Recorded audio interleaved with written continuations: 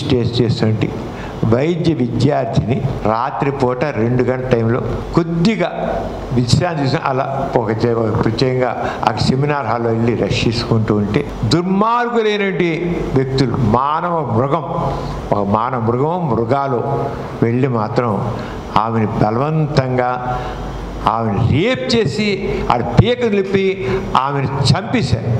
ఒకరు కాదు, 2-3 తర్వాత ఫారెన్సిక్ రిపోర్ట్ చూసినట్లయితే ఒళ్ళంతా గాయాలు, పీక పిసికేశారు. ఎందుకంటే వాళ్ళు టెస్ట్ చేసి ఫారెన్సిక్ మెడిసిన్ చూసినట్లు 1.5 ml స్పెర్మటోజోవా ఉన్నాయన్నారు. 1.5 ml స్పెర్మటోజోవా అంటే 4-5 కలిస్తే తప్ప అంత స్పెర్మటోజోవా రాదు, అంత ఉంది దాంట్లో. ఎంత భయంకరంగా! అరే, ఇలాంటి పరిస్థితుల్లో డాక్టర్లు ఎలా బిజినెస్ చేశారు? ఒక పక్క డాక్టర్లు ప్రాణాలు రక్షించేవాడు, ఇప్పుడు వాళ్ళకే సేఫ్టీ లేని పరిస్థితి ఏర్పడుతుంది. నిర్భయ మనందరికీ తెలుసు. నిర్భయ కేసు ఢిల్లీలో ఎంత ఘోరంగా అమ్మాయిని అప్పుడు నిర్భయ అప్పుడు నిర్భయ తీసుకొచ్చారు. ఈ యొక్క గుండె విజయం చేసుకున్నారు. నిర్భయని మా మధ్య రాజస్థాన్లో ఒక ప్రసిద్ధి కేసు ఒకటి ప్రసిద్ధి గర్భాన్ని అంటున్నాం. అలాంటి చోట్ల అక్కడ ఆమె నానా హింసగా గురిపోసు.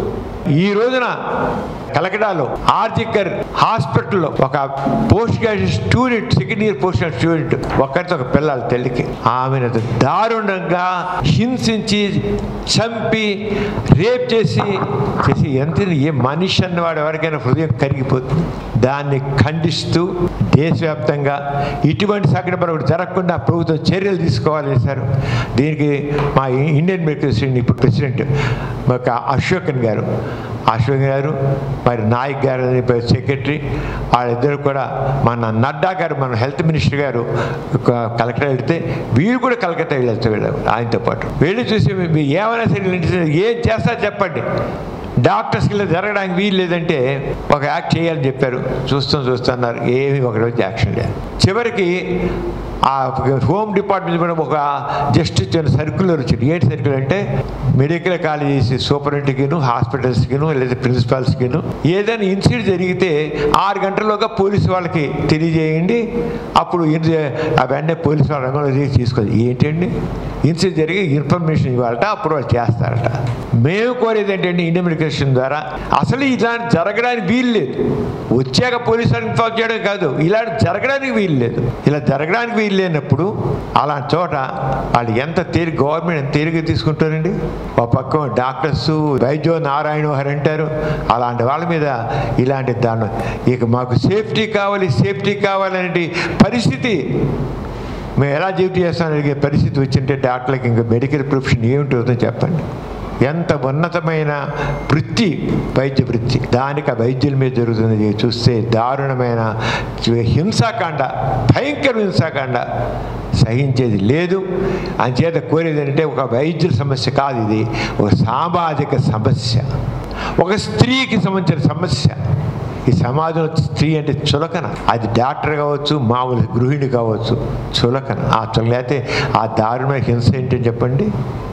వాడు ఇంత చేసినాడు ఒక ఆవారగాడు, వాడు చెప్తే తీసుకుంటే వాడికి చంపేసేసి ఇంట్లోకి పోయి వాడు మన ఒకరు పట్టుకున్నారు, వాడు హాయిగా నిద్రపోయాట రాత్రి అంతా. కడుపు నిండా మటన్ బిర్యానీ తినేసి ఇంట్లో పోయి నిద్రపోయినట్లుగా వీడికి చంపేసి వాడు ఇంట్లో పోయి నిద్రపోయాడు వాడు. ఇది ఏమైనా ఒప్పుకునేదా? అందుకోసం మొత్తం డాక్టర్స్, నర్సెస్, పారామెడికల్ స్టాఫ్ అందరికీ కూడా పూర్తి రక్షణ కావాలి. దీనికి మా Indian medical president Ashok garu ఏమన్నారంటే, ఎయిర్పోర్ట్లో ఎలా అయితే రక్షణ చర్యలు తీసుకుంటారో ఆ రంగానే గవర్నమెంట్ జనరల్ హాస్పిటల్ కావచ్చు, మెడికల్ కాలేజీ కావచ్చు, లేదా పెద్ద హాస్పిటల్స్ కాదు, వాటన్నిటికీ మీరు సమానంగా రక్షణ కల్పించాలి. ఎయిర్పోర్ట్లో మీరు అంత చెప్పగా చెయ్యాలంతే. లేదా లేకపోతే అన్సేఫ్ కండిషన్స్ ఎవరు చేయలేరు. అలాగే ఎవరికైనా చెప్పండి, డ్యూటీ అంటే 8 గంటలు, మా అయితే 2 hours చేస్తారు అంతే. కానీ డాక్టర్స్ డ్యూటీ అంటే can you imagine 36 hours duty వాళ్ళు చేసేది. 36 hours కంటిన్యూస్ డ్యూటీ ఉంటుంది డాక్టర్స్ డ్యూటీ హాస్పిటల్స్లో. అలా చేస్తూనే ఉన్నారు. 36 hours government hospitals 36 hours continuous duty. దాన్ని కూడా ఇండియన్ మెడికల్ అసోసియేషను ఇలానే మార్చాలి. అని డిమాండ్ చేస్తుంది. అలాగే కంప్లీట్ ఇలాంటి మళ్ళీ పునరావృతం కాకూడదని డిమాండ్ చేస్తుంది. ఇక ముందు ఇలా సంఘటన జరగడానికి వీలు లేదు. నిన్న విజయవాడలో ఇందిరాగాంధీ స్టేడియంలో దాదాపు 5,000 మంది వైద్య విద్యార్థులు వచ్చి ముక్త కంఠంతో ఈ జరుగుతున్న చర్యలను ఖండించారు. ఇవాళ ఉదయం కూడా ఐఎంఏ తరపున విజయవాడ ఐఎంఏ తరపున ఒక పెద్ద ర్యాలీ జరిగింది. దాంట్లో డాక్టర్లు, నర్సింగ్ స్టాఫ్, పారామెడికల్ స్టాఫ్ పాల్గొన్నారు. మొత్తం దేశవ్యాప్తంగా బంద్ జరుగుతోంది. నేను మిమ్మల్ని కోరేది ఏంటంటే సమాజంలో మీరందరూ కూడా వైద్యులకి సంబంధించి రక్షణ కాదు, మీ అందరి రక్షణ కూడా కావాల్సిందే. సమాజంలో ప్రతి వ్యక్తికి రక్షణ కావాల్సిందే, ప్రతి వ్యక్తికి రక్షణ ಇದೆ. అంచేత డాక్టర్లు తీసుకుంటుంటే ఈ విషయంలో మీరందరికీ సహకారం కావాలి. మీ అందరికీ అలాంటి వైద్యులు ఎప్పుడు మీ అంటే ఉంటారు, మీకు ఎప్పుడు డాక్టర్లు మీ అంటే ఉంటారు. మీరు కూడా డాక్టర్లకి అలాగే సహకారం ఇవ్వాలని, ఇక ముందు ఇలాంటి చర్యలు జరగకూడదని ఆశిస్తున్నాం. మిమ్మల్ని డిమాండ్ చేస్తున్నాను. ఎందుకంటే ప్రొటెస్ట్ కనీసం ప్రభుత్వం దృష్టికి వెళ్ళాలి. ప్రభుత్వం నిద్రపోతుంది, దాన్ని మేము సహించం చెప్తాను. అది ఇప్పటికాదు ఎప్పుడు మనం కావచ్చు ఎవరు అనే దీంట్లో మేము ఉద్యమిస్తున్నాం. మీరందరూ కూడా దీన్ని సాగించాలి.